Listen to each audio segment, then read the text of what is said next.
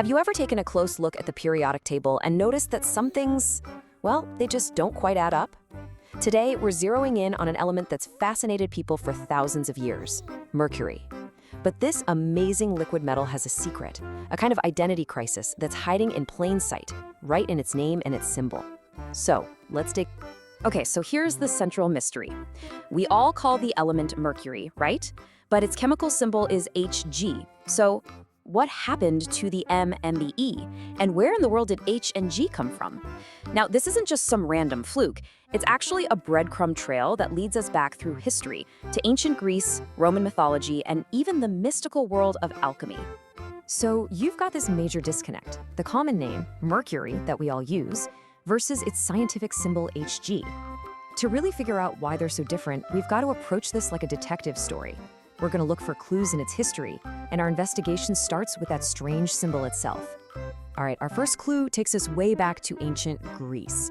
You had philosophers and early scientists who were just starting to really observe the world around them. And when they came across this bizarre flowing metal, they gave it a name that perfectly described exactly what they were looking at. The Greek name for the element was hydrargyros, and honestly, it's such a beautifully logical name. It's just built from two simple words: hydrar, which means water, and argyros, which means silver. You put them together and you get water silver? I mean, that's a perfect description, right?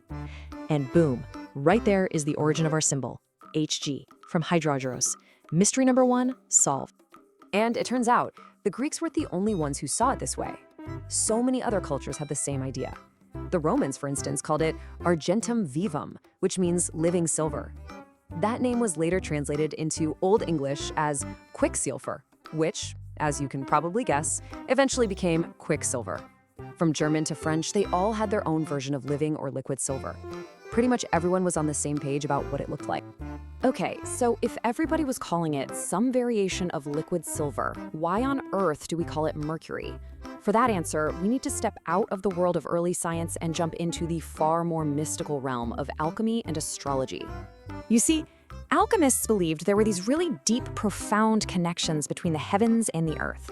So when they looked at this super speedy, mobile liquid metal, they saw a reflection of the fastest moving planet zipping across the night sky.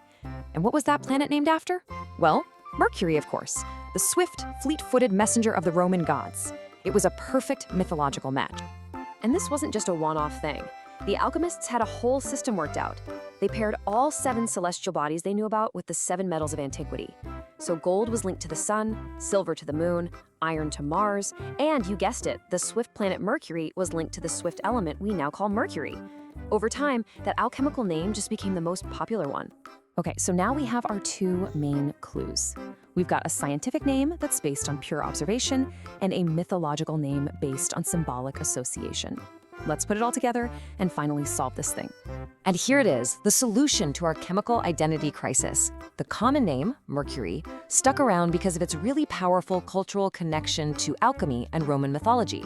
But when it came time to formalize the periodic table, scientists decided to honor the element's classical descriptive roots, keeping Hg from the Greek hydrargyros. So you have 2 totally different histories, all for one very unique element. Now, this dual history isn't just a cool piece of trivia you can pull out at a party. The name Mercury and all its mythological baggage are actually woven into our language and our culture in ways you might not even realize. Have you ever described someone as being mercurial? Well, that word comes directly from this element. It perfectly captures that quick, lively, unpredictable nature of the liquid metal itself, and also the changeable personality of the god Mercury. It's just a fantastic example of science and mythology coming together to shape our everyday vocabulary. And check this out. This coin is famously known as the Mercury dime. But it's not Mercury at all. It's actually the goddess Liberty wearing a winged cap. The wings are supposed to symbolize freedom of thought, but the resemblance to the Roman god was so striking that people immediately started calling it the Mercury dime, and the name just stuck.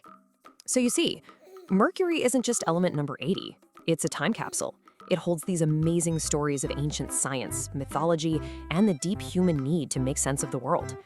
Kind of makes you look at the whole periodic table a little differently, doesn't it? What other ancient stories do you think are hiding there, right in plain sight?